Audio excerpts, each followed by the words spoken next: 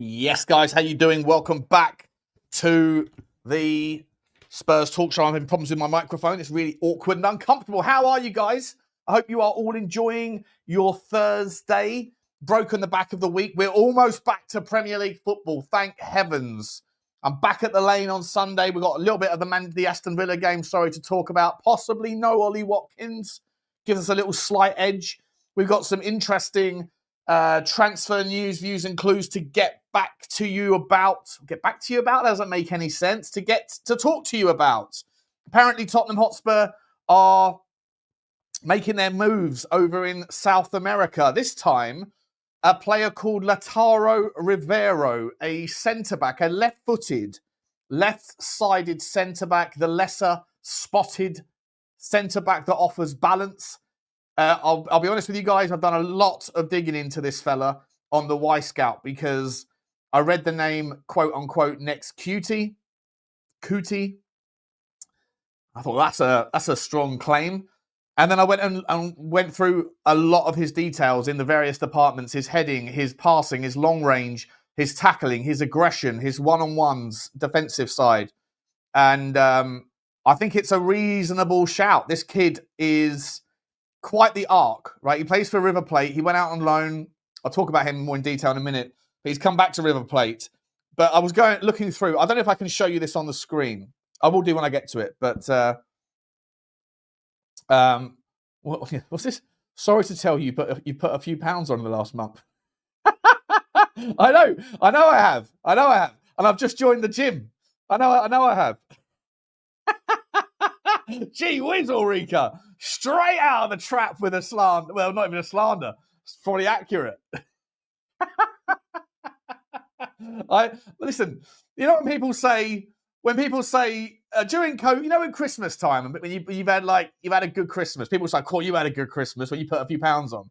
Ulrika, I had a really, really good COVID, and it's been 6 years, and I go up and down, up and down, up and down. And at the moment, I'm close to the top. But I joined the gym, and I'm back at it. I went for the first time in about 3 years. I went to the gym the other night. But I didn't expect you lot to come out and just smash me in the face with it. Jesus Christ. Ulrika's gone early. You better put in a decent super sticker. Otherwise, you can drown yourself in that bath that you usually drying your bits out of with your G&T. Cheeky little git. Wowzers! Wasn't expecting that.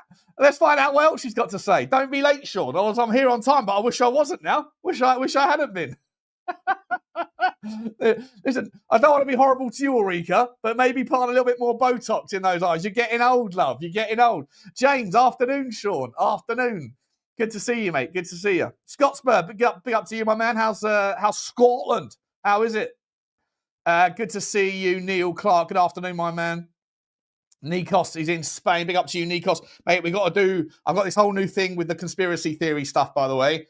I've downloaded a load of Instagram. I've got a cool little concept. It's going to be a spin the wheel feature that's based on categories of different content types within the conspiracy theory. So maybe flat Earth is one, maybe 9/11, maybe, whatever, right? Insert digital ID. And then I've got like hundreds of little Instagram videos that are all categorized. And as soon as it lands on one of those categories, a random video within that segment pops up and we can go through it. It's going to be fun. I'm building out the code for it as we speak, but it's going to be fun. Big up to you, Jezza. Oh, am I all right? I feel like I've just had my whole world. Like I thought Ulrika was my mate. Telling you as an online friend. Yeah, I know. And maybe adventures coming in who ate all the pies. Chinese takeaway is my tipple. Absolutely. The Swedish are angry. Their football team is bad, 100%. Don't take it out on me. All bought and paid for, says Sweeney Todd. Ulrika's gone early. There's the super sticker. Big up to you.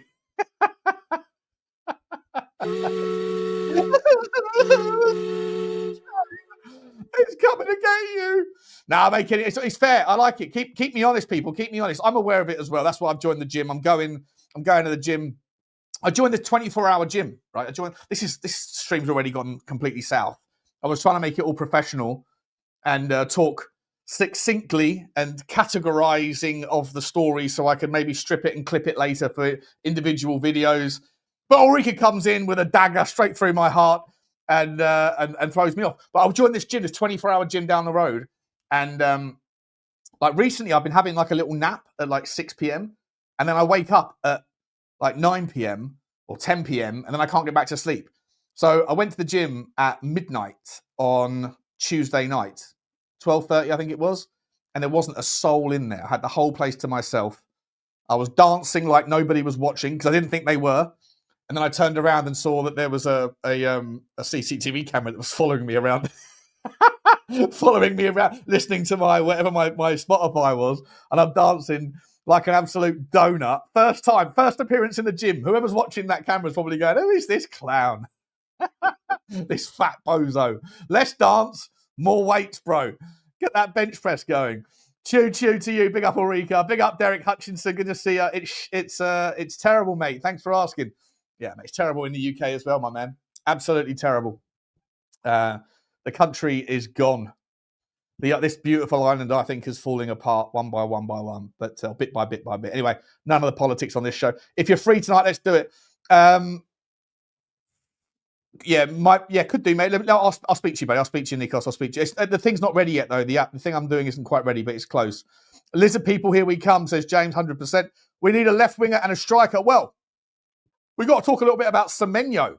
We have to talk a little bit about Semenyo because that news that dropped yesterday about the release clause.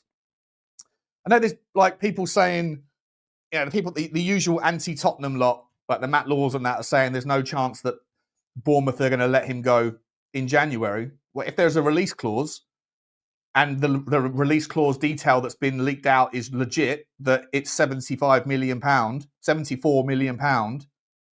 and there's nothing stopping it being triggered now, then I think Tottenham are in the best spot to do it. I really do. Because I don't think that other teams have got it's January, right? For Arsenal to be able to do this. You know what? I'll come back to it in a second. Let me just finish saying hello to people quickly.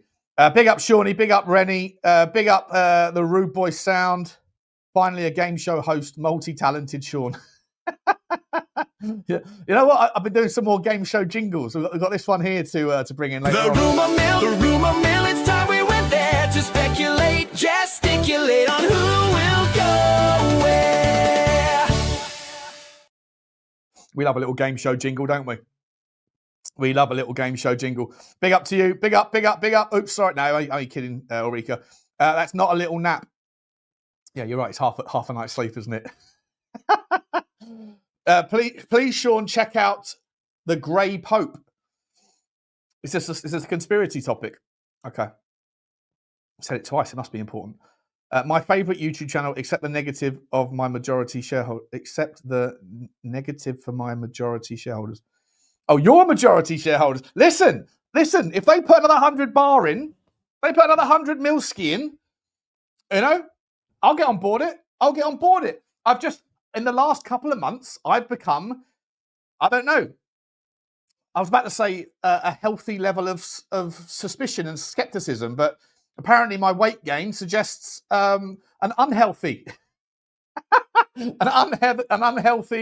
skeptic sandwich or something like that. Big up to you, Stephen. Jingle's got a jingle, says Maisie. Strikers we have, Solanke, Tel, Mawani, Richie, Scarlett, no rush on a 9. Let's talk a little bit about this. We'll come back to the story with regards to Paratici and that, because there's a video out from Simon Jordan. I've often been called by people that disliked me during the Daniel Levy era. Butler is just a poor man's Jordan. Well, I've always said, actually, I think Jordan's just a poor man's Butler, because he says things after I've said it, because I get to report on things the second that they come out, whereas he has to wait for his next morning show before he gets a chance to talk. And I was expecting him to call the Paratici co-host gig with Johan Lang in the same vein as I see it, which is bloating and problematic. But instead, he kind of just said, look, it's probably 300 grand salary. Not a lot. It's a rounding error for clubs that size. But ultimately, you need all these people now because there's just no room for error. So more jobs equals more eyes equals more attention equals less chance for mistakes. And that's arguably true. That is arguably true. But at the same time, you get like that Spider-Man meme, right? Of like who's blaming who if they're in the same role. And I know they might have divisions of labour where Johan Lang is looking more at performance and nutrition and those sorts of things, which is fine. If that means that Johan Lang is not really around the transfer strategy anymore and he's just more as like the overarching, like he's the, I guess on that side, then Thomas Frank would have to report into him for some of the parts of his game. But then when it comes to transfer strategy, Johan Paratici gets the kind of conversation. The whole thing to me, just like even the youth setup, right? According to what we've been told, the youth setup is under Johan Lang's division, but the loan system is under Paratici's. So then who's really in control of the youth team? Because like Johan Lang's responsible for the performance and the identification of the kids that are coming through the 15s, 16s, 18s, 21s, 23, whatever. But then once they're deemed ready, too good for the under 21s, but not good enough for the Premier League's the first team yet, then they hand over to Paratici for the loans.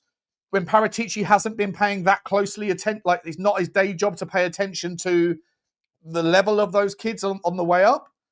That seems like there can be a lot of fingers being pointed around the blame for if those players don't make it. Right? If they have a Dane Scarlett type loan endeavour where they go out on loan 4 or 5 times, none of them work. Well, is that Paratici's fault for picking the wrong clubs? Is it Johan Lang's division that he wasn't ready for those particular levels? Who's making the decision on whether he's ready for the League One, the Championship, or a Premier League loanee? Who's making that decision? Is that Paratici's department or is that Johan Lang's department? It sounds like it's Paratici's department, but it sounds like Johan Lang would be closer to knowing the answer to that question. At the same time, if you've got this like pivot towards the youth, right? The pivot towards the youth in the transfer strategy, you've got Johan Lang recently going out and buying the likes of Berghvall, Mathys Tel, Udogie, all of that stuff. But Paratici was responsible for ripping up the rule book on the internal youth academy in the first place. But because the transfer strategy is such a big part of the job, and Paratici, by the way, has by far got the better end of the stick. If he's doing the fun stuff, isn't he? He's the guy that's doing the fun stuff. He's the one that's going out on the jollies to Italy, to America, as we'll talk about in a minute. All of this stuff. Oh, look, we got Johnny in the house. Johnny, no internet, Johnny. We're going to see if he's got his home Wi-Fi is going to work because he's working off the 5G. Oh, Johnny, actually, looks better than ever. Never seen you in 4K. What are we doing here? How are you doing?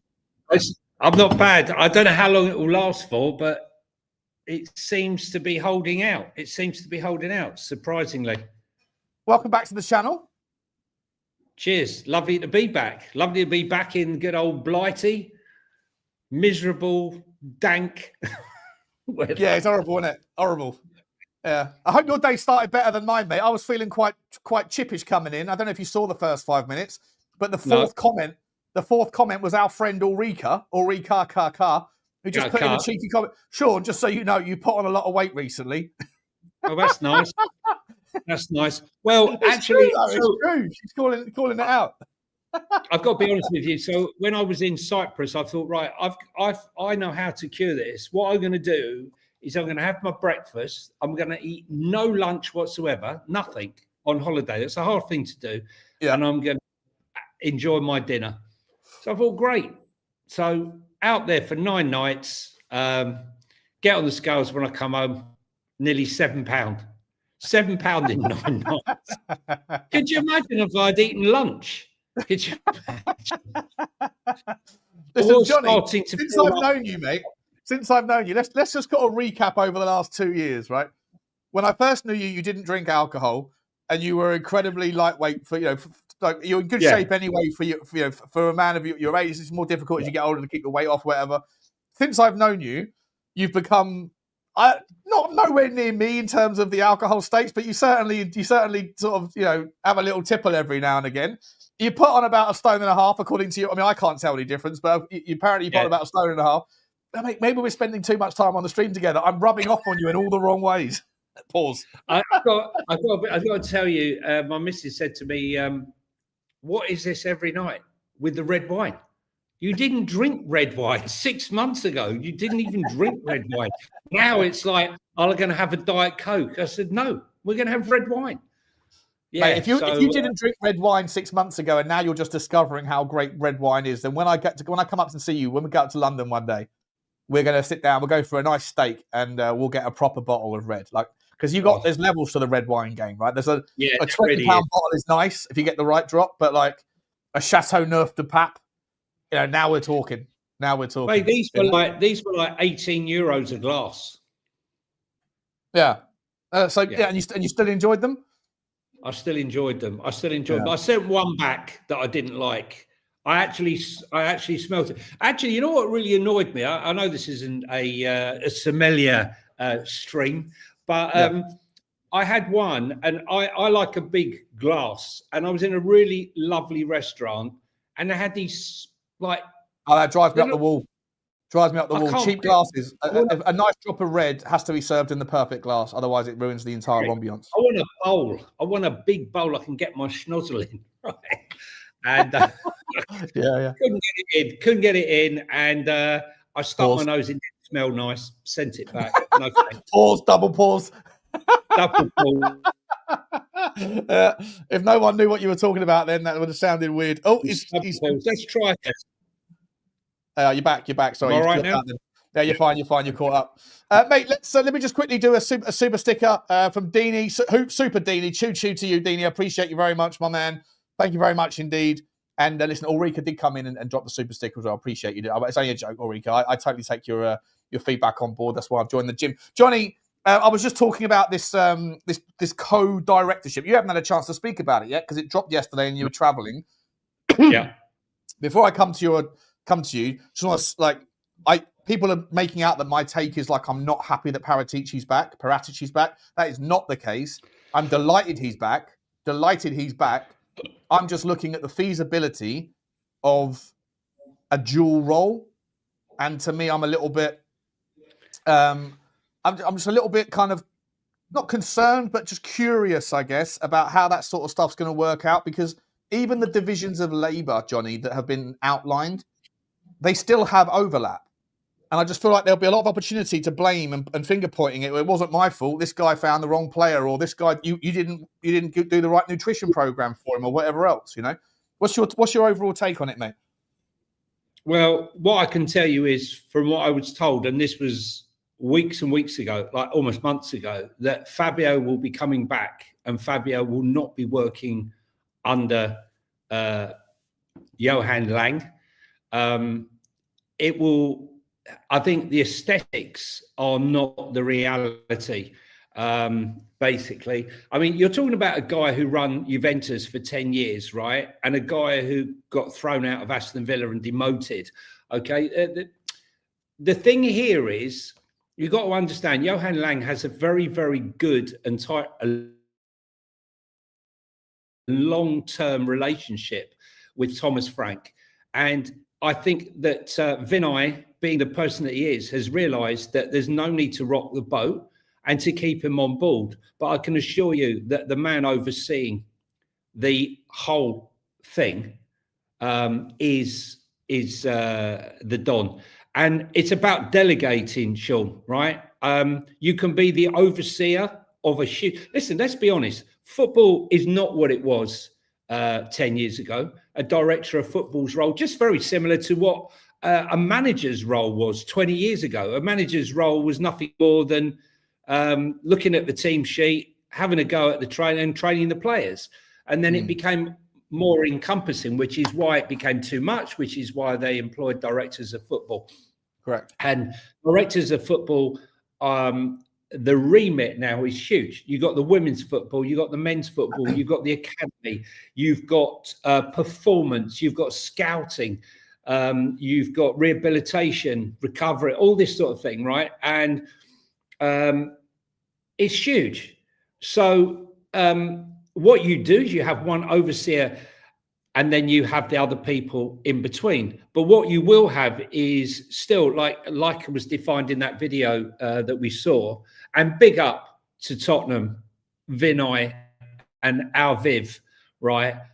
Because as I said, when Vinay came in, I said the first thing you'll notice about Vinay, I got vilified for it, was you will see fan engagement, you will see a more of a connection between the board, what's going on, and the fan. And all I kept going was, well, we haven't had anything. That's a massive change that's happened, isn't it? There's four videos in 4 months, essentially, from Vinay, letting us know a bit more closer to the bone what's going on, which I applaud that for sure, 100%. Yeah, and I feel, I think there'll be more engagement with fan bases, more listening to what they feel that could be done. The TIFO, for example, was a relationship between the fans, the Tottenham flags, I believe, and Vinay. And I think that will develop and improve over the time. And we should be applauding the fact that the Don is returned. And if he's going to work with him, great. Yeah, I think, look, I would be happy if Gabonini came back, personally. He was very well respected in the game. He was Udinese and Watford's director of football, and anyone who knows that the owners of Watford and Udinese, they are a hard bunch of Italians to. So I would like to see him come back. He was very much instrumental in getting Destiny Udogie to the club at the time. So I'm absolutely over the moon. And to those people, and I've had loads on my timeline, Sean, that have been slagging off the appointment, saying, what about his failures? If you can show me anyone in any business that's got 100% success rate on the pitch, off the pitch, or in business, I mean, some of the greatest businessmen of our time had failures before they ever found success. And, to identify Brian Gill and Galini, and that's all they can offer. But they don't want to talk about Cuti, Romero, or Pape Matar or Destiny. I think it's important to speak of both, right? Like, there are people that represent Paratici as the Don and that he can't do any wrong. But there's people out there, and they might only then, like, it's always the same. Like, I had this thing with Daniel Levy, like the Levy conversation. For 3 years I had it when people, and I love Levy to pieces, we both do, but he's one of the sort of guys, same as Tel, that like would always just remind you of the, of the sort of the obvious, I don't know, 5, 10, whatever amount of mistakes, like the woulda, coulda, shouldas, we missed out on this player, wanted Bruno Fernandes, got Gedson, all that sort of stuff, the Jack Grealish thing. But I'm like, okay, but you're not talking about the fact that we signed Micky van der Ven. You're not talking about the fact we signed Gareth Bale. You're not talking about the fact that we did this, that, and the other.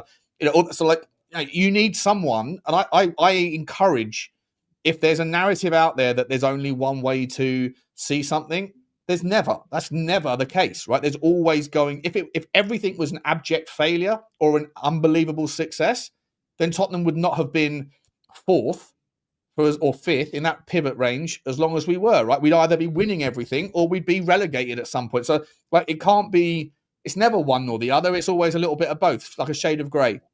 With Paratici specifically, I'm very happy that he's back. I rate the guy. I like the guy. I like his talent ID. I like his relationships.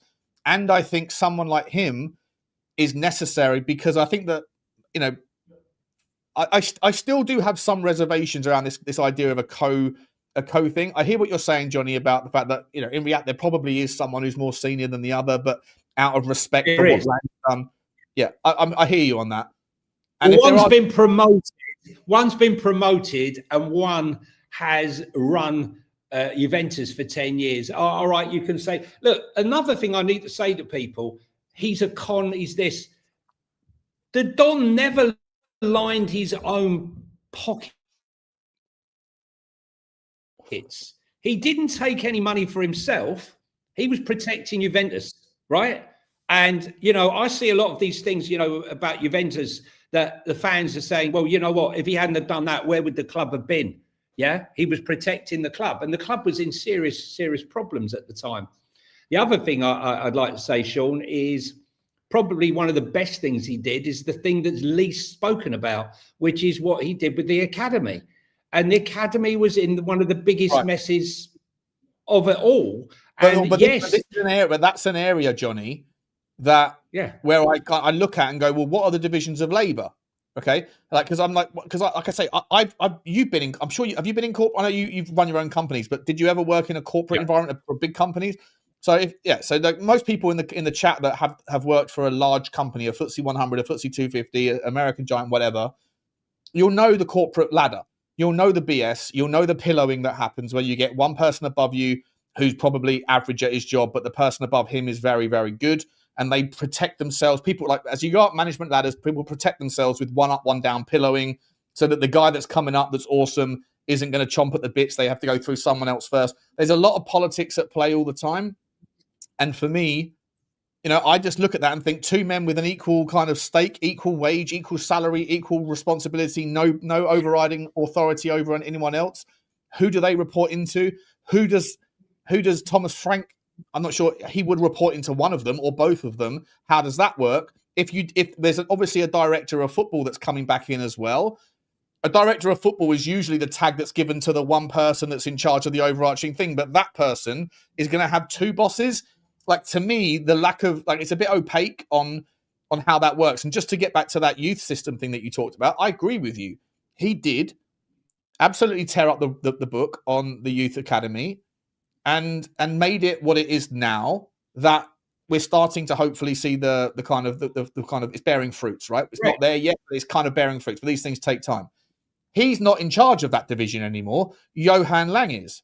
He's in charge of the loans for the players from that division, from that area, though. So Johan Lang's responsible for overseeing the promotions from the 12s, 13s, 15s, 17s, 18s, 21s, whatever. But then when it comes to those, I said it before you jumped on, when it comes to those players that are too good for the 21s but not good enough for the first team, then suddenly it's Paratici's job to figure out where he's best to go. If those things don't work out, is it that Paratici gets the blame for not picking the right player? Not picking the right club that suits the player? Or is it Johan Lang's job for selling that this player is better than he really was or more ready? You can already see that there's an opportunity there for egos that don't want to take accountability for. And if they can pass the buck, which happens all day long in corporate world, it's not my fault. It was that person. It was him. You can see why there would be issues there. And similarly, just last thing quickly, Johnny, if we continue down this path of looking for in the transfer market for the Ryans from Vasco da Gama, the Bruninios from Paranesi, these sorts of kids that might be awesome, might not be. If it's Paratici that's looking and sourcing and scouting and buying those guys, doesn't that block the pathway for one of the kids to move into the first team that would be a KPI, a key performance indicator of what Johan Lang needs to be judged on, which is how many of his youth team make it? And so again, you're going to, like, who's responsible? No, listen, this guy, you know, Luca Williams-Barnett was ready for the first team, but you went and bought Lucas Berghvall. That kind of thing in 2 years' time, who's going to take the blame? I think I think the whole mood at Spurs has changed dramatically. You know, we don't have Hail Caesar, right? You know, one man rules all. One man says it, that's it, right? I always believe if you employ someone to do a job that you can't do, let them do their job. Don't stand over them and criticize the job they're doing that you don't know anything about. And I think Daniel might have been guilty of doing that over the years. But there's someone called Lewis, I keep forgetting his first name now, who was the under-18 coach.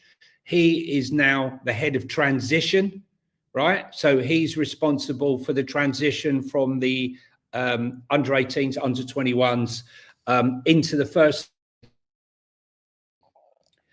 You've got Scalding, who was bought in. Scalding was bought in by Fabio, by the way. Steinson was also bought in, but he left when Fabio left. He's now at Rangers. But Scalding, he's very, very good, very, very well respected, very well liked. He's dealing with player loans and things like that. So there are a lot of people that overlap, Sean, in a lot of departments. But I think now it's being pulled together where everyone is trying to, sing from the same hymn sheet all together, singing from the same hymn sheet with one common goal, rather than individuals operating. That doesn't work, mate. Like that's rainbows and fairy tale stuff, Johnny. Like, listen, just quickly before I carry on this point. Look, the thing is, what I'll say to you, Scalding has got a very good reputation, and he's staying there, right? He's not leaving. Lewis did a very good there as well. Is Rob McKenzie still there? I don't know if Rob McKenzie. Look, Villa with Johan Lang, he was the video analyst or something. Yeah. So let me tell you something. Without the Don, we would have lost a lot of our academy players. When Romain Mundle left to go off to Belgium, it was a major blow, right? That we should never have lost the player. And the Don had been telling Daniel, if you don't start paying these kids, they're all going to leave. You can have this fairy tale thing where what's Romain Mundle done though, mate? What's Romain? He's at Sunderland now. Is it Sunderland now? No, it's not what Romain Mundle did. It's how you keep your academy, right? We weren't paying anywhere near what the other academies were paying. So when you did have a good player, they were leaving. We lost 2 players that went to Southampton that was sold for £20 million between the two of them, right? Hadn't even kicked a ball, right? So what I'm saying to you is we needed, first of all, was to retain your best assets. And by doing that, you have to pay them the going rate, academy rate. And we weren't even doing that. So we were falling at the first hurdle when we had quality players. Now you've got to have a pathway. And as we've seen at Chelsea and at Spurs, if the pathway's not there, then players leave. Look at Manchester City. Look at Manchester City's pathway. They keep producing unbelievable players, but players keep leaving. You've got Morgan Rogers, Pedro Porro, Garcia. You can probably make 2 teams of players from Manchester City that are playing in the Premier League right at the top of their game at the moment. And it wasn't because they were poor players. It was because the pathway wasn't there because Man City were buying players. So it is a very difficult task to balance. But they're miles ahead of us in their. As are Arsenal. Yeah, but Arsenal are miles ahead in terms of just working under one club with their youth system. They've got better players that are coming through, Max Dowd and all that sort. They've got loads of these and weary. But Manchester City, you've got 15 clubs. I think it's 17 clubs in their multi-club ownership. I think they're about to buy an 18th from memory. And obviously, they've been doing this for a long time. They've got unbelievable resources that in areas of the world where there's not the same oversight and those sorts of things. So they can sell that story as well because of their success, sort of their propensity for success. So we're nowhere near that, but hopefully we can close the gap. Hopefully. So I don't in any way, shape, or form disagree with anything that you're saying with regards the need to have improved the youth system. And even if most of the players that we actually end up developing that are successful stories don't end up playing for Tottenham, that's also not necessarily a problem as long as you're getting money on the back end, as long as you're getting 20%, 40% sell-ons, whatever. The City model can be emulated in that regard. 100%, no issue. But Michelle here is asking a good question. Big up to you, Michelle. Hope you're okay. She says, not sure that's the best example of conflict. For me, it's more about the manager needing a player and Lang saying, I have this academy kid, but Paratici saying, I have identified this player. And I think it's just a simplified version of the sort of oversight that I'm talking about. Who is it that gets the final say, is what Michelle asks. And that's the question I have. If you're saying that the Paratici is the unofficial leader, and that might be the case, but that hasn't been communicated. If we're giving credit for the communication from from Vinay, and we're going to take him on his word. He's saying equal roles, equal authority, different responsibilities, but there's overlap. And as I said a minute ago, this notion that everyone's pulling together, all singing from the same hymn sheet, it sounds great. It very rarely works because everybody's got an ego. Everybody wants to take the credit. Everybody wants to. They might see you like I've been there 1,000 times. I've seen it never-ending times in everywhere I've been in the world, everywhere I've lived in the world, in every company I've worked for. Same situation happens. People are people. The same people have the same things in Australia, in England, in America, in Canada, in Germany, and in Thailand when I worked there as well. Same shit, just different language or different accent. Everyone cares more about themselves and how do they promote their own endeavors, even at the expense of pulling the ladder up on other people. Singing from the same hymn sheet sounds great. Everyone pulling in the same direction sounds awesome. In reality, you're in competition with the guy that's in the same spot as you. And if you can point the finger for a failure over there, you will. And if you can take credit for the things that go right, you will. And that's where I see the conflict happening in the future. For me, I would rather concentrate on the fact that the model, look, there are various models in football right now. And, you know,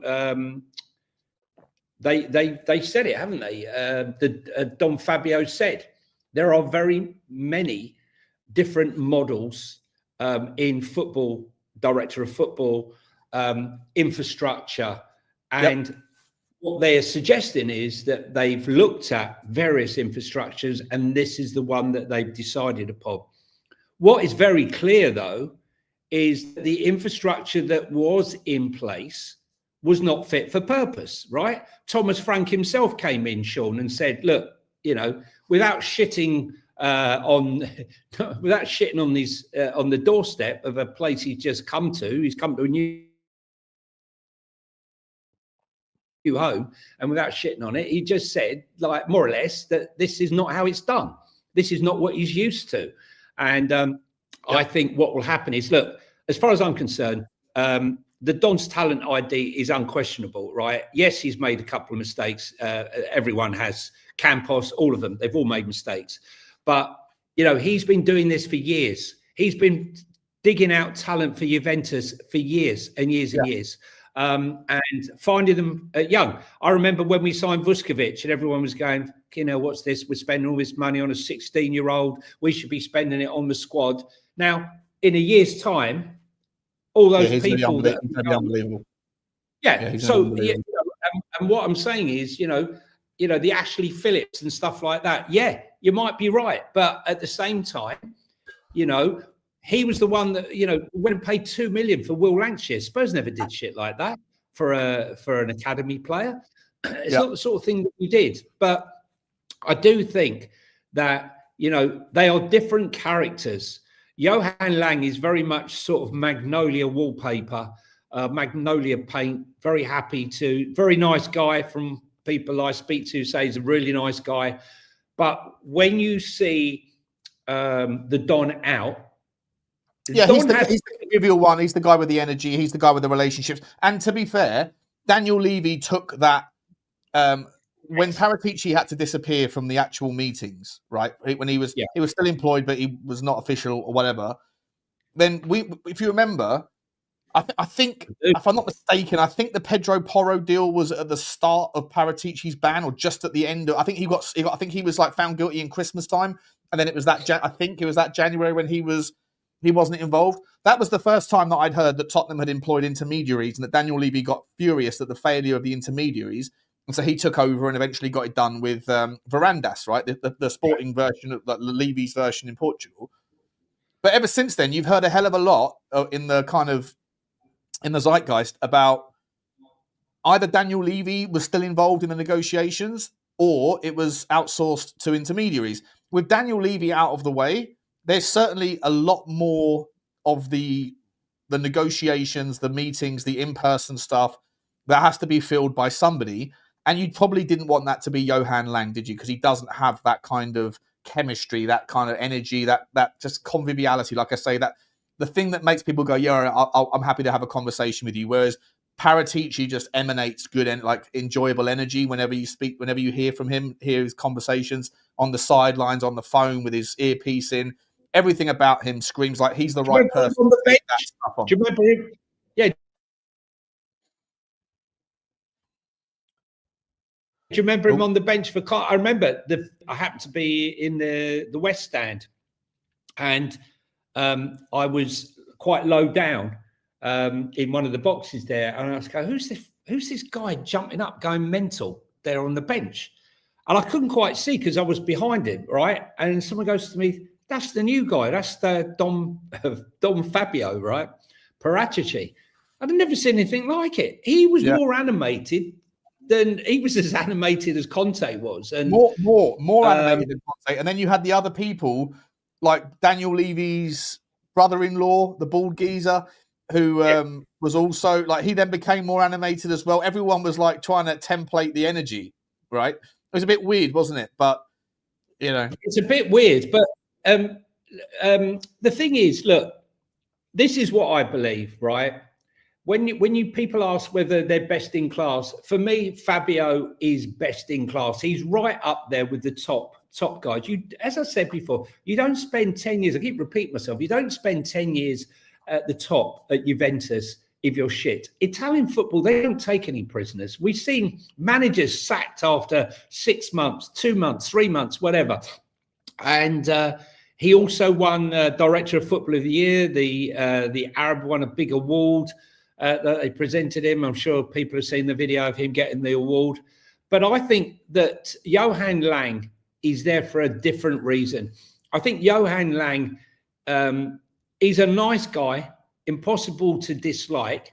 But let's be honest, he was demoted at Aston Villa, right? He's not best in class, but he has a very tight relationship with Thomas Frank that goes back to his amateur days when he was training kids. Which I think begs the question: if Gabbanini comes back in as the director of football, and he's got his relationship with Paratici, and Johan Lang and Thomas Frank are best buds, would there be any situation where there is a butting of heads? Because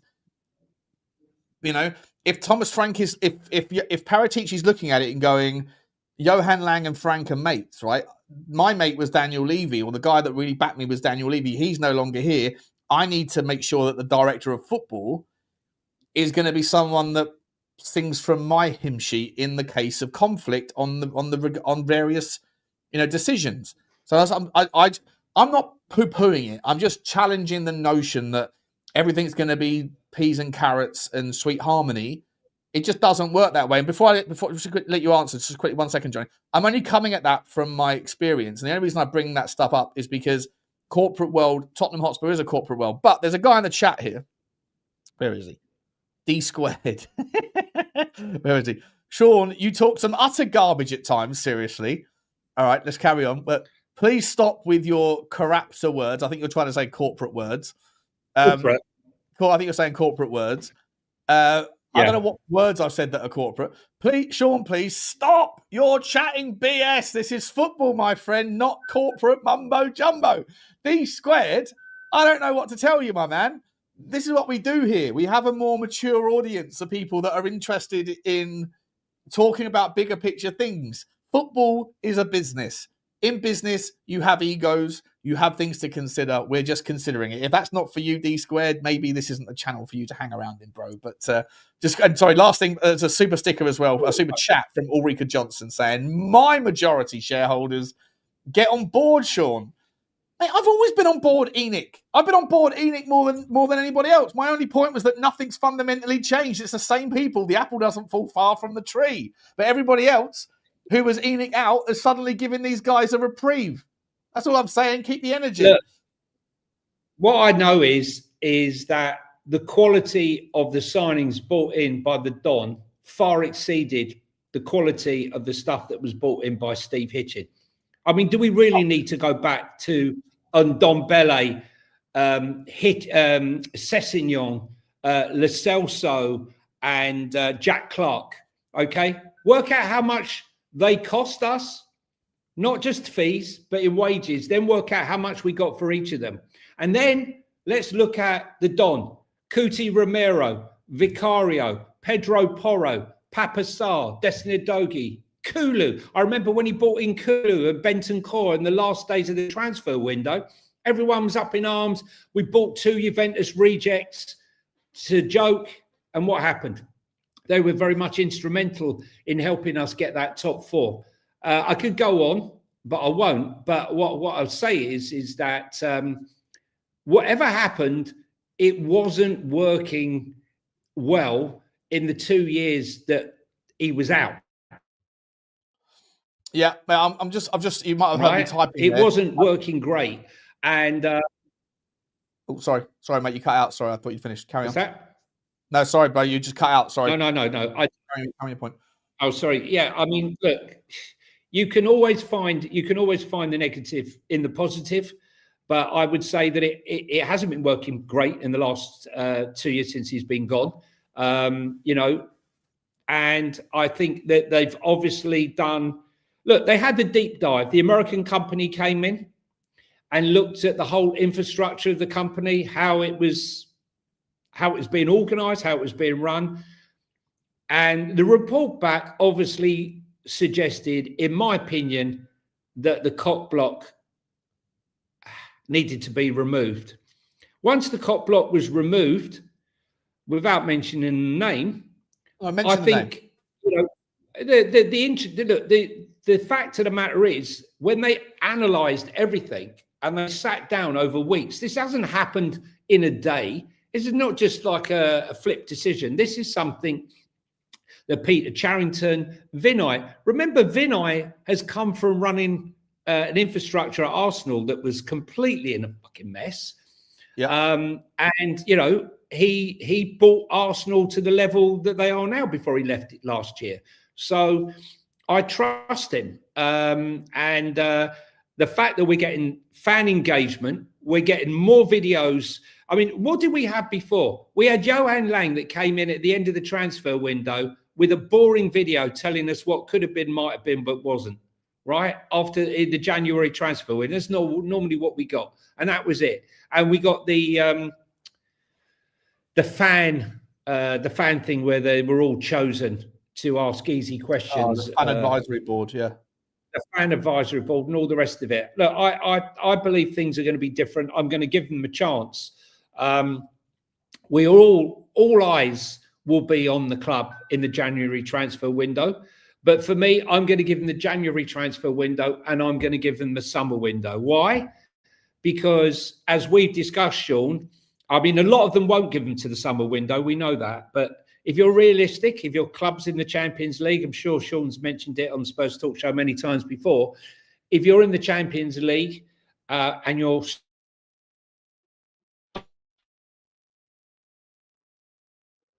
games coming at this until the death. I can't remember, the last game is 20-something of January, isn't it? 20. I think this year, I think it's the 23rd and the 24th is game week 8. Okay. So it gives you 6 days to complete a transfer if the club that you're trying to do the business with is out of the tournament. So I've got you just mentioned about how bad Steve Hitchin was, right? So I'm using Grok here, so I'm not sure if it's all going to be perfect information. By the way, guys, smash the like button. There's 475 people in the house. We should be at 300 likes. I know we're nowhere near it. Just if you are in front of the computer and you see the thumb, just give it a tap for me and hit the subscribe if you haven't already. We've been on 37,900 subs for about 4 weeks. We're 12. No, I think we're 7 subs away right now from 38K. If anyone out there hasn't subscribed, and I know that about 50% of you haven't subscribed that watch this content regularly, just hit the subscribe button. Get me over 38K. It's been an absolute slog to get over this last 15 subs. Johnny, I want to. I've got the list Mitchell, here. Right? I like Paul Mitchell. I liked him. He was one of the good ones. So here's the list of players that these guys signed. Right. So I asked for the last 5. So Franco Baldini. He was in charge of the post-Gareth Bale rebuild, including the Magnificent 7 signings of 2013. Let's have a look. Eric Lamela. No goal done. Yeah. No Goldardo.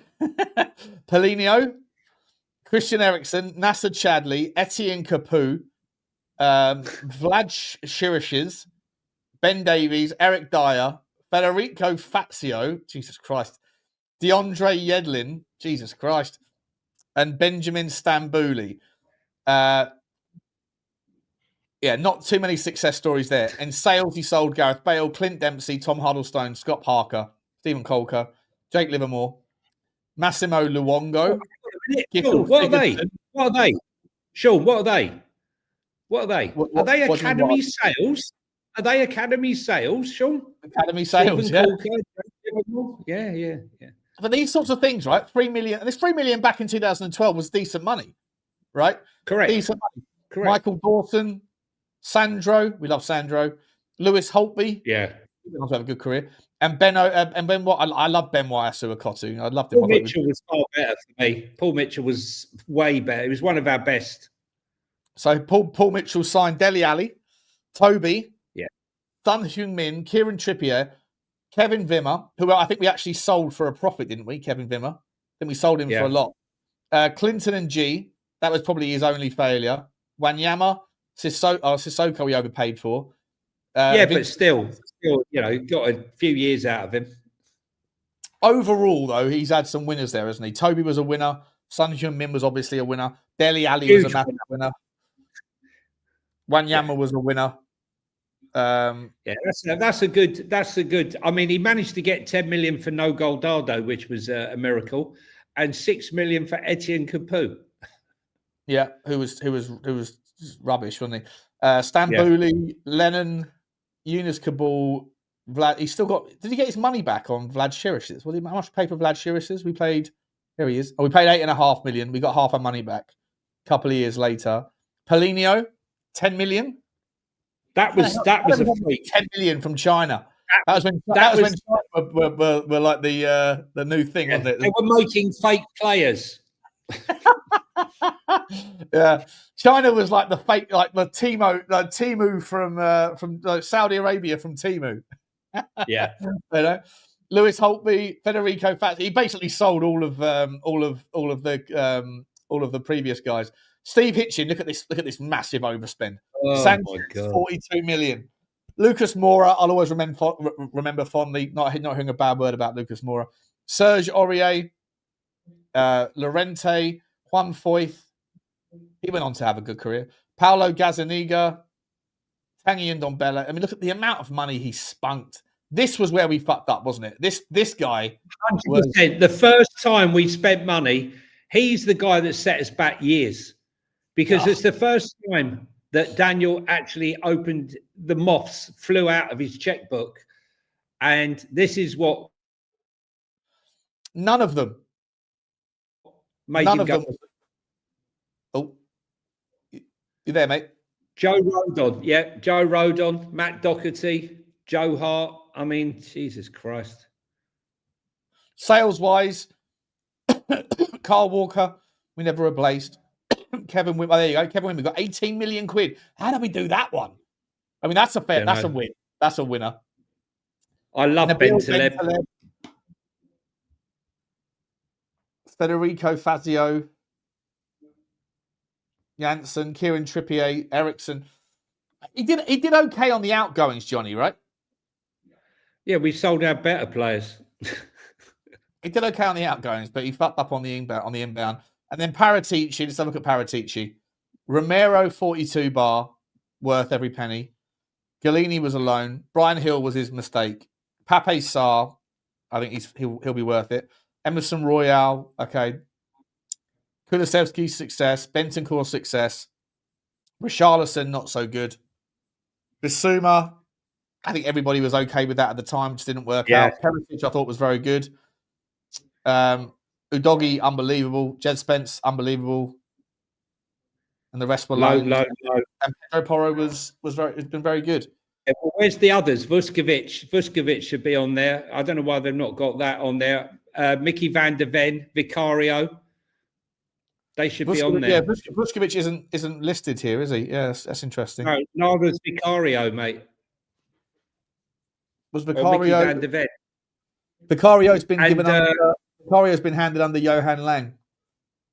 Yeah, well, it wasn't. And let me tell you, the what do you call it? The Dragusin, the relationship with Dragusin was all the Don, because Dragusin's parents were Olympic athletes, and he was behind bringing him to Juventus. He bought Dragusin, Kulu, and Bentancur to Juventus. There's a picture of all three of them at Juve. I don't know if you've seen the picture in their early days. Yeah, all three of them. Yeah, I've seen it. Yeah. He brought all three of them to the club. Yeah, so I guess a lot of these signings that are given under Johan Lang, you could also put some of them under like 50. We'll give 50% to. I think there were reasons why we couldn't do it. Yeah. Yeah. So basically, Tottenham Hotspur fucked up massively by giving this geezer money. He was the biggest donut, wasn't he? Steve Hitchen. Yeah. You know. I think it's just. I mean, he set us back a long time because we didn't get any money back for any of them, Sean. You know, had you sold some of these players? I mean, imagine if Ndombele had gone on to be, you know, a Moussa Dembele or someone like that, and you sold him for, you know, 80 million or whatever, then, you know, it made a huge difference. We got nothing. Lo Celso, we got nothing. The only one we got any money for was Jack Clark, and even that we didn't make a profit. Ryan Sessegnon, 25 million, and, you know, we got nothing. Just quickly, mate, why is Antoine Semenyo on the list? Does Grok know something that we don't? Very funny. And 30 million? 30 million? We'll have some of that. We'll have three of them. We'll take... Wowzers. That's interesting, isn't it? Two, actually. Yeah. Gee whiz. I'm sure we paid more. Did we not pay more than 45 million quid from Mohamed Kudus? Never believe everything that Grok tells you. Yeah. Told me that Starmer was a decent prime minister. So you can't believe anything you read on Grok. It's getting better. Apparently, it's got 56% accuracy. Who's that? Oh, Grok. Grok has. Yeah. Nice. That's Mathys Tel sort of return ratios. That is. Yeah, no. Let's quickly move away from this director of football stuff. Only go for another 10, 15 minutes if you've got the time. Wanted to ask you about Semenyo story. Came out yesterday. £75 million release clause. Matt Law's on the take this morning saying he put out an article about Tottenham won't sign £100 million players, and that apparently other people are saying there's no chance that Bournemouth are letting go of Semenyo. But as far as we've heard from the release clause notification, there's nothing stopping anyone triggering that clause in January. Now, depending on what the shape of the contract looks like, whether it's all up front or something like that, that might be prohibitive. But if there was a demand and a desire for Tottenham to get it done, I think January is the only time you can do it, Johnny, right? Because I don't think that Arsenal have really got space in their squad. They would need to liquidate Trossard and possibly Martinelli to be able to raise the funds. Doing those deals in January is difficult. They need to sell before they can buy. I would imagine. I don't know, but I'd imagine that they would need to do it that way. And then Liverpool have got their own problems, as you and I have spoken about on Football Link. By the way, get over to Football Link and smash the subscribe. I'll put the link up in a second. We've talked about this for months, that Liverpool need more resources at the back. Manchester United are also apparently linked, but do they really have space on the left-hand side? They've already got Cunha. Surely this news about the release fee is pretty big deal, and that Tottenham, if these owners, the majority owners, want to really demonstrate their ambition, January the 1st, you trigger the release fee in whatever the shape it is, and you take away the opportunity for anyone else to come in and hijack, right?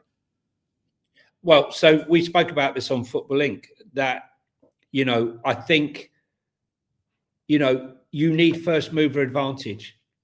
Who is going to be the person that triggers Semenyo. If we wait till January, if we wait till the summer, Spurs have got no chance. I believe we've got no chance. But as we said, the team that makes first move in January, it could trigger others to act. Well. As to be seen with us moving for Luis Diaz. Liverpool hadn't intended on going for Luis Diaz till later on in the summer, but Spurs tried to get first mover advantage. And what happened? They came in and nicked him off the Spurs. I think Liverpool and Man United would both be interested in Semenyo. But I'd love to see it happen. But listen, Matt Law, he loves talking about Spurs. If only he got some shit right, because he gets so much shit wrong. I mean, honestly, it's embarrassing. Apparently, we got no money to spend last summer. We had to sell to buy anybody. He's had loads of them. You know, if Fabrizio Romano was in the mud, right, Matt Law on Spurs was in quicksand. I swear to you, up to his nose in it, he was.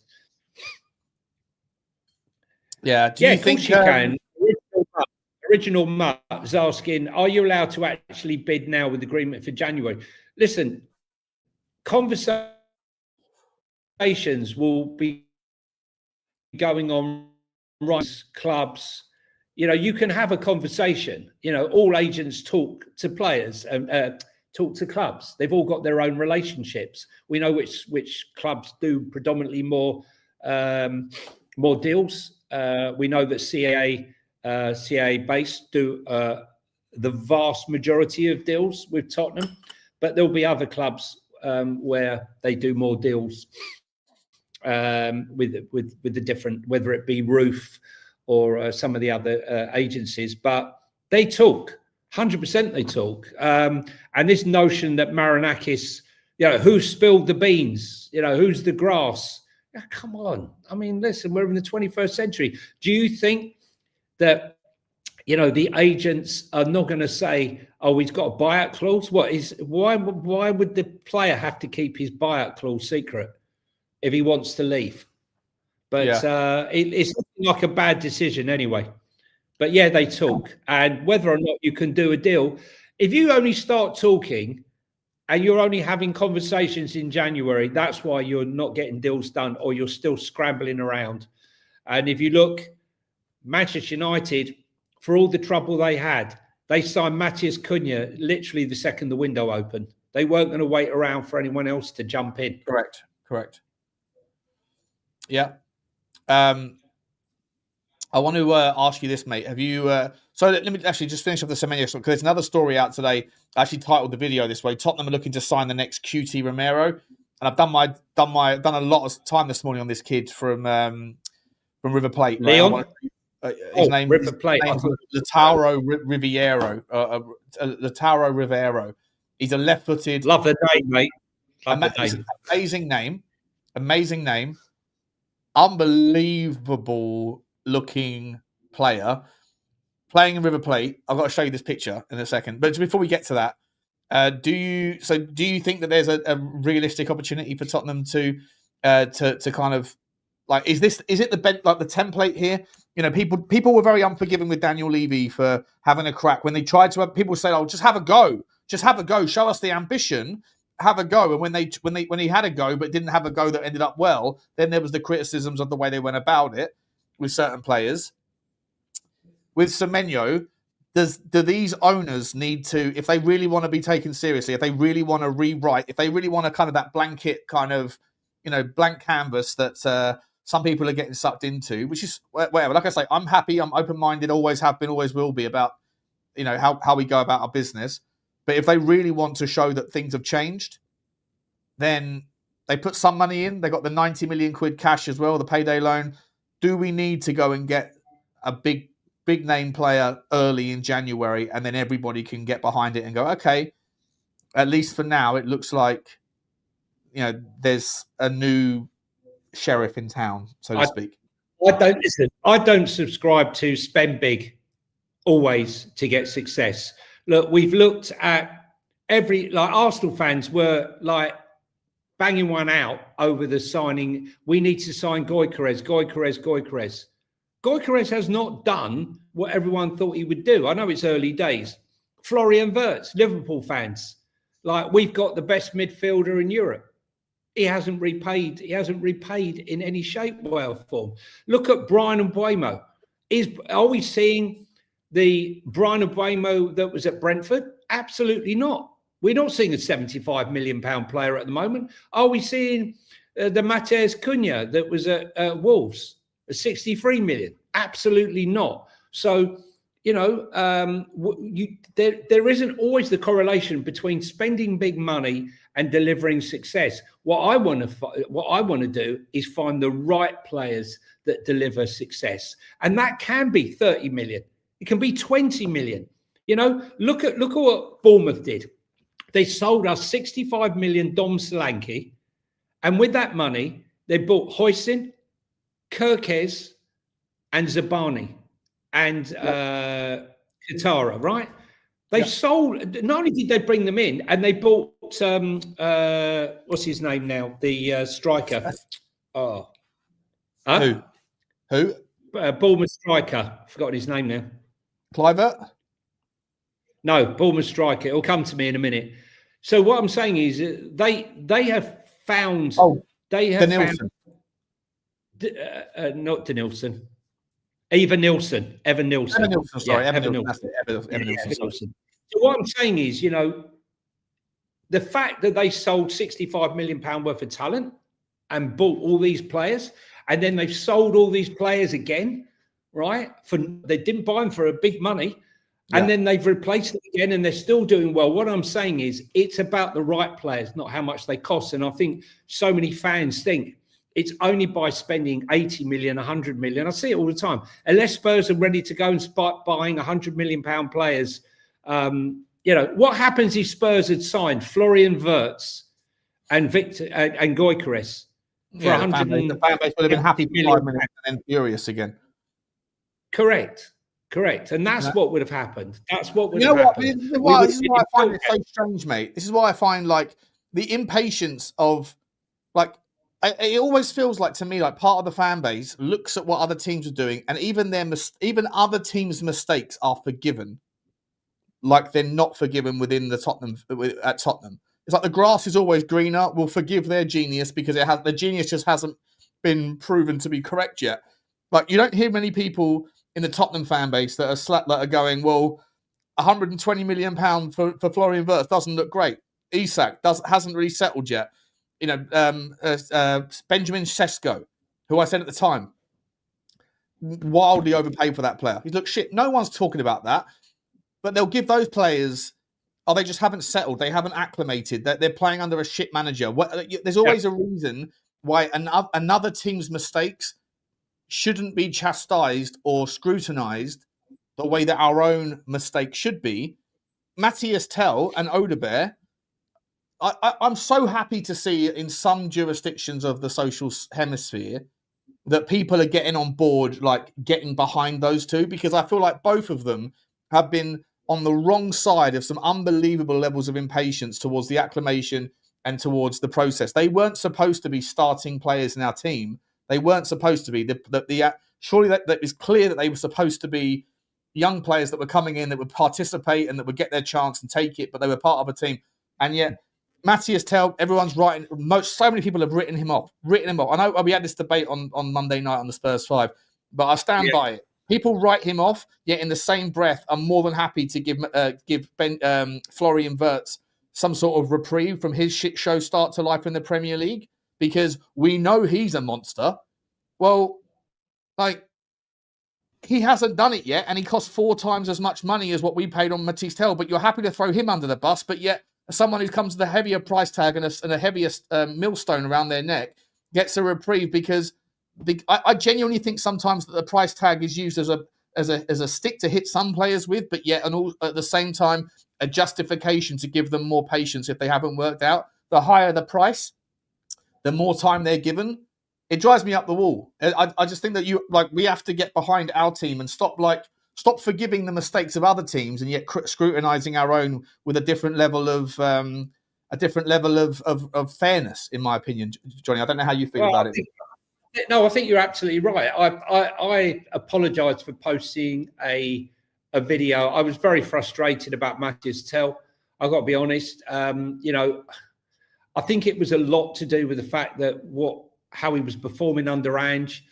And that game where he missed 2 sitters, the ball came out completely skied 2 shots. And I put a compilation video out of him just having a disaster. Couldn't pass the ball. And this is a kid devoid of confidence. And then I thought to myself, you know what? I remember watching Brian Mbeumo. I remember watching Ivan Toney at Brentford. And I remember them couldn't trap a bag of cement. Right? Yeah, horrendous. And I remember how Thomas Frank developed them. And it didn't happen straight away, but it happened. And I thought to myself, you know what? Why can't I apply the same metric watching them as what will happen with Odegaard and Tel? So I tried to look at it in a different manner, because whatever we may think, look, it's different when you look at someone like Richalison, who's like 28, 27, 28, or Timo Werner, who have come into the club. They're on massive money. They're absolute shit. Timo Werner's case wasn't really trying, right? Put his feet up a little bit, you know? Yeah, but I'm not going to apply that to a kid who is in the stage of development. And I think we need to get behind all players, but there 100%. Are certain players we need to get off of their backs. And you know, I made the case. Look how well Mathys Tel and Odegaard did in the under 19s. Yeah, I mean, they've had a great little period, both of them. In the first game of their international break, they both Odegaard scored 2 and Tel got 1. And I think the same thing happened in their second game, right? If I'm not mistaken, it was. Well, I mean, Odegaard's performance was unbelievable. Yeah. If you go and look at the highlights, if you get time, go and look at the highlights of Odegaard's performance. It's unbelievable. But there's something special there. It's the interlink. And if you listen to Thomas Frank always talks about relationships. And relationships on the pitch are hugely important. It's understanding the best attributes of the player you're linking with, so you can understand where he's making the runs. Don't play a pass into the weakest part of the person's game. Play to the person's strengths. And I can see there's a really nice relationship building between Mathys Tel and Odegaard. And there's a great relationship between Udogie and Odegaard, which is something I've been calling out. And Xavi Simons, you see him when he gets the ball in the 10, he's more inclined to work with the players on the left than he is the players on the right. Pedro Porro and Kudos have formed an unbelievable chemistry. And no one talks about the fact that again, I'm not going to use this as a stick to bash Jed Spence with, because I love Jed Spence. I really do. And I think he's a top player.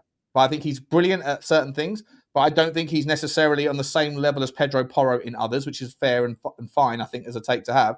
But Pedro Porro, there isn't a right winger that's played in front of him that he hasn't forged a very competent relationship with.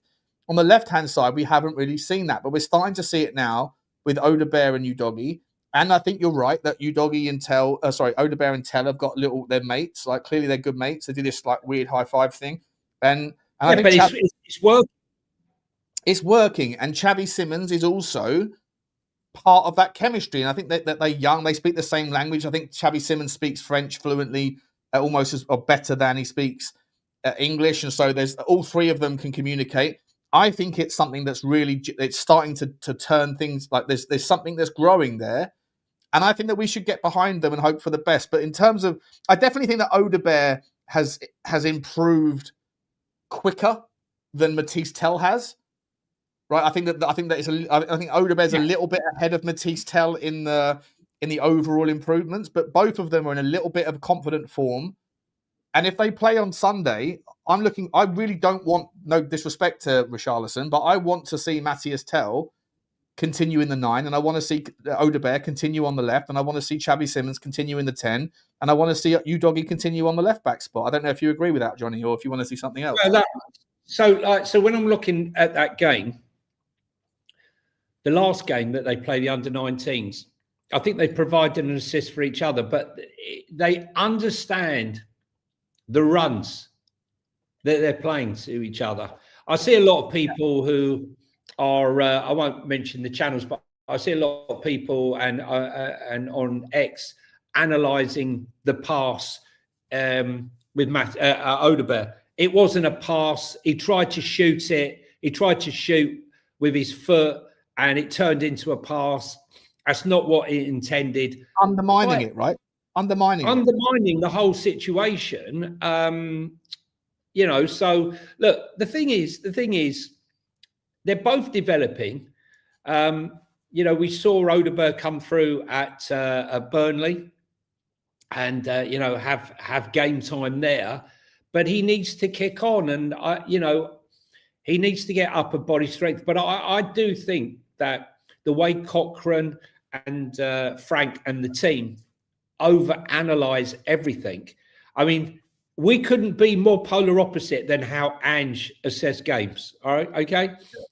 They go to the nth degree. That's why I go on about calling the professor. Sometimes it pisses people off, I get told, but that's what he is, the nth degree. And when you're presented as a player and you think you've had a good game, and Cochrane tells you, or the team, or Frank tells you, well, actually, you didn't run as far as normal. Look at this position here. You could have done better had you done this, that, and that. And look, here's the videos. This is what you could have done. This is what you did. This is what you could have done. It's not always about patting people on the back. At their age, they need to be improving. Because let's be honest, they're nowhere near what they could potentially be. Mathys Tel and Odegaard both have talent, but it's how it develops. You can be your Jadon Sanchos who had it all and then pissed it up the wall. And there's many of them, who've let it go. There's certain players come to fruition very late in life. I'm not saying everyone's a Jamie Vardy, but 20 years of age and we're already writing. Yeah, exactly. I'm so pissed off. I got that one so wrong.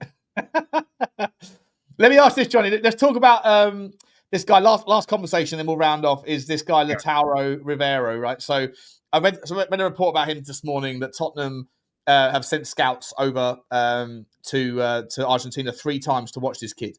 He's 21 years old. He was part of their team last season. He went out on loan and then was brought back to River Plate for the Club World Cup. I don't think he played in the Club World Cup, but he's an ever-present in their team. And he's good in the air, mate. He scored a few goals. He's very left-footed, left-sided, right? The lesser spotted. We're talking about how do we go and get that left-sided player to sit behind Van der Ven that can come in. And we do need it. We absolutely need it. You absolutely need the balance in that team. His long pins, his long ball pin accuracy reminds me of Toby. Love to see it, right? I don't know the standard of Argentinian football.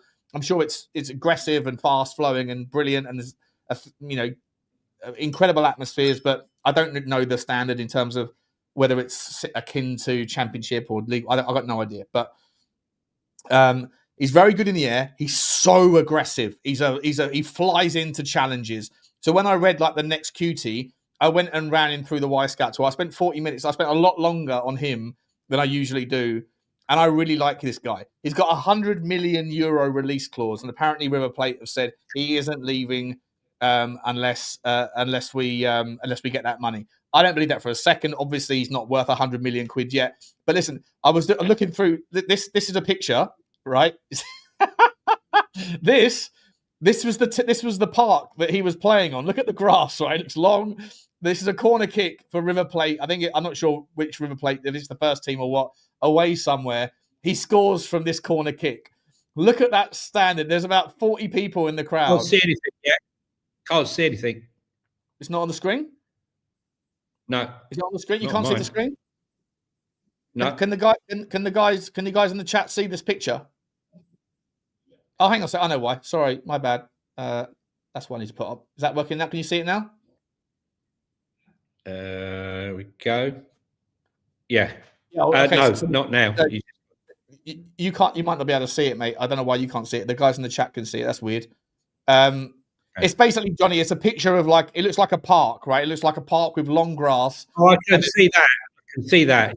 Yeah. You can see that picture. Okay, so like the BN Venedos, whatever, the welcome thing. This is. I can't show you the clip, obviously, but this is from the Y Scout. This was in March of 2024, so 18 months ago. This is the sort of place that he's playing football, and he's now a €100 million player according to his release clause. And hang on, kid you out. He is, mate. I run him through the Y Scout tool in unbelievable scrutiny. He is he looks like he does remind me very, very much of Cuti Romero with his aggression, his ability to slide in, but he's left-footed. He's got a lovely pass on him. He's good in the air offensively. If he scores goals, got a lovely little left foot shot on him. I mean, if you could get him, he's 21 years old, right? But if it's 30, can I just say something about that? So, yeah, go on. Yeah, of course. Yeah. Can I just say something? Right. It's something I hear a lot of Spurs fans go on about when I'm in the stadium, home and away. When Cuti Romero gets the ball and he puts his foot on the ball, I hear him go, "Oh, for fuck's sake. Yeah, he's slowing the game down. He's slowing the game. He's ruining it. He kills the tempo, blah, blah, blah." I don't think they realise that Cuti stands there. Look, he's the best breaker of the lines, centre-backs, I think, in Premier League. I don't think anyone breaks the lines like he. Best passing centre-back in the Premier League, hands down. Yeah, end of, right? And the thing is, he's sitting there trying to draw a player. He's trying to draw someone to make a move before he pings that ball. And, I don't think people give enough credit for that. All I hear is the negative that he's slowing the game down. But in fairness, and not only that, can he disguise? How good is he at disguising a pass? The trouble we've got right now is we don't have the runners beyond. We saw that goal with Berghvall. Do you remember the ball through Lucas? Yeah. Berghvall that he scored, stuck his foot out on it. Had we got a Semenyo or whatever on that side, we will see more and more of those passes and more of this action. But we don't have those players, I feel, leading the line right now. But John, isn't that the reason, right? Isn't that the reason, mate, why I see people, and I very much respect the guy. I like the guy, Lily White Lab. I like the guy. I like his takes. I like his energy. I like what he talks about, right? I've got notes. This is not a criticism of him, but he was saying about Romero what I've been saying forever. You've been saying forever. Best passing centre back in the Premier League, hands down. He's calmed down. He's a leader. Yada yada yada. Right. Next to Romero, you have Micky van der Ven that isn't as good at passing, but because of his unbelievable ability to run and keep the ball, for someone with such pace, to keep the ball at relatively close control to him, he can break the line in a different manner, right? And we see it all the time. He'll beat the first guy. He'll beat the press in the first instance and then gallop into space. And then it just creates, once you beat the press, once we beat one person in the press, the whole press falls apart, right? So he can do it with a different method. And so my point being, when people are sitting there saying, oh, the problem with Polinia, yes, he's fantastic at doing this, that, and the other. Yes, he's brilliant at intercepting and interrupting and tackling and yada, yada, which we all agree with. The problem is he's not great at passing. First of all, this season he has been very good at passing. So like any criticism of his particular passing is not been proven to be correct. But more important than that is that I think there would be more merit to that point, Johnny, with regards Polinia. And then the idea, if you played Berghvall, because Berghvall isn't like, he's become more of a runner with the ball. Sarr's more of a runner with the ball. If you play Xavi Simons in the 10, you've got to pick somebody. You pick Bentancur because he's, a better passer than the other two. But you don't necessarily have to, because unusually we have a centre-back that is the best is better than most midfielders at passing. And you have Pedro Porro at right-back, who's one of the most technically gifted right-backs in the Premier League, if not the best right-back in the Premier League, with the ball at his feet. And you have Micky van der Ven as another outlet that can run into space with the ball at his feet. So if there is truth to this idea that Polinia isn't that great at passing, which I don't subscribe to anyway, but if there is truth to it, I've not seen any evidence of it in a Tottenham shirt. I hear the historical point. I hear the historical point, but in a Tottenham shirt, it hasn't proven to be a problem. But even if there is truth to it, Johnny, we have additional people that wouldn't normally be categorized as the outlet that can find the past. But in Romero, you have it. And I think that this kid that we're talking about, Lautaro Rivero, people are asking who we're talking about. Lautaro Rivero is this kid from River Plate that apparently Tottenham have sent scouts to 3 times in their season, and that they're us and Atletico Madrid, Diego Simeone, we are the 2 teams that are looking at buying this kid in January. Apparently, this guy looks like he's also got that sort of side to him. He does look like a Cuti regen, just a younger version. It's going to be raw. It's going to need a little bit of obviously time and acclimation, all that stuff. Would you be up for this guy, Rivero, mate? Do you know anything about him? Have you seen him at all? No, I've heard the name, but no, I can't say I do. We've also got the guy at was it Lil Titi Tati, whatever his name is, the 17-year-old kid that we're looking at. Tilil Tati or something. Tilil Tati. Another one with a great name. What happened to Bob and Harry? I don't see it as apart from Harry Kane. But look, I think that it's important that the signings that we make now are the right signings. Like I said, for me, it's not just about spending huge amounts of money. I know it is for many of the fan base. And let's be honest, look, there's no guarantee we sign Semenyo and he comes to Spurs and hits the ground running. We don't even know that. I mean, you'd think he would, but there's no guarantee. There's no guarantees in football. As we've seen with Mbuemo and Cunha, they haven't really set Man United on fire just yet. And you would think that those 2 players, being the way they were, would have been absolute dynamite up front for Man United. So we'll wait and see, Sean. We'll wait and see. We'll wait and see, mate. Guys, I'm 6 subscribers away from 38K. It's been a long slog. It's been a horrendous last 6 weeks, 5-6 weeks of subscriber growth. I got 20, I lose 10. What's that? There must be 6 of you out there. Listen, guys, I always say on Football Inc. that there's so many of you who sit and watch the show who don't ever subscribe to Sean's channel or Football Inc. or whatever. And I always think that YouTube got it wrong by putting the word subscribe, because whenever someone says to me, do you want to subscribe? I always say, no, I don't want to subscribe. I'm not paying for that, right? Yeah. And subscribe is not the right terminology. All it is follow, basically. That's all it is follow. There's no payment. There's no nothing. So do Sean a favour, give him those 6. You're out there. I know you're out there, whether you're watching now or later. I just want to get over the 38K. It's been like I've been cop blocked by 38K for about 6 weeks. Give me 5 of you now. 5 of you to subscribe. But whilst you're doing that, guys, hit the link if you haven't already. Football Inc. If you guys listen, you must be aware that Johnny and I have got Football Inc. We're at 5.5K. We've been going for a couple of months, 3 or 4 months, whatever it is. And it's a fun place. It's a fun channel. And we talk about all things football over there. There's the link. If you just literally click that bad boy in the chat, it should open up another tab for you, and you can and then just subscribe to that as well. Because Johnny's a great lad. It's been a while since we've had Johnny on the channel, but we love him to pieces, and we want to get to 38K. We want to get to 6K over there, which will happen no doubt very soon. But 38K is becoming a real slog, guys. So if you can help me out a little bit, I'd very, very much appreciate it. Also, guys, what are we up to? Listen, if he doesn't get the 38K, 4 more subs.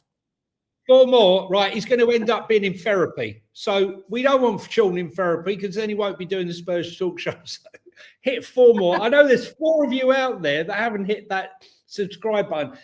You know what? We should speak to YouTube. This subscribe nonsense it really puts people off. I listen to people. I'm not subscribing to the channel. It's not. You don't pay for it. Follow. Everything else is follow. Follow on most social medias. Don't understand it. There you go. It's. Yeah. I would say the same thing. Listen, I'm not sure we're going to get there. I don't want to hang around too much longer. We'll have to go. But guys, 9. Oh, someone's just unsubscribed. You snake. That's what we're doing here. We can't stay on until we get to 38k. It's five of you. There's 450 people. There's surely 5 of you that haven't subscribed. Oh, whatever. We'll get there eventually. Johnny, what's coming up, mate? Are you doing anything today, mate? What's your plan? Now that you've got your internet cutting out, mate. It's probably not ideal with the way it is. When's your internet going to get fixed? Well, it's going to be like a week, so maybe we'll do Football Link tomorrow, and I'll try and get on the Spurs 5 tonight. How's it been though? Has it been all right? It's been good. It's been fine. Like 80% of the time, it's been absolutely fine. But there has been moments where it's cut out a few times. Yeah. Okay. But no problem. But I think we should do Football Stink tomorrow. Definitely. And I'll try for the Spurs 5. Check out the old fantasy football. We've got to do the predictiones and all those sorts of things. It's important to do that one tomorrow night. So and hit the Football Inc. guys as well while you're at it. Sean, love you and leave you. Thanks for having me on, buddy. And appreciate you, Johnny. Appreciate you all. I've got one more super chat I didn't get down to. Big Country Chris says, do you remember the Michael Dawson angle pass? What, a specific one? Or just the general pass? It was the diagonal. It was a great pass through the ball. One of my favourite passes of the ball at Spurs all the time was actually Tom Huddleston. I used to love the way he passed the ball.